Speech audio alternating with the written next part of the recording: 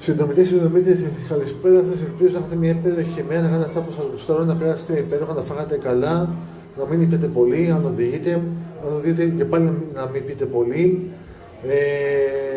Μόλις φάγαμε και μόλις έχω να σας ανακοινώσω μια γλυκόπικρη μέρα σήμερα για το βόλεϊ.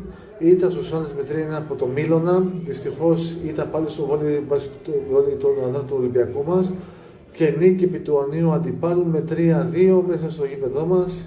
Συνεχίζουμε. Χθες πήραμε μια πολύ άσχημο αποτέλεσμα. Ήταν η δίκαιη νίκη του Ανίου αντιπάλου στο μπάσκετ που πήγε το γήπεδο. Σήμερα στο βόλεϊ πήραμε μια άτυπη ρεβάνς. Νικήσαμε τον Ιόνιο αντίπαλο με 3-2 σετ. Χάσαμε τον Μιλό με 3-1 σετ. Συνεχίζουμε. Καλή εβδομάδα από αύριο πέτω Θεός. Καλή κατά Δευτέρα σε όλο τον κόσμο με υγεία. Να φάτε καλά, να μην πείτε πολύ και να πέσετε τέλεια με τις οικογένειές σας. Να είστε καλά, καλό βράδυ.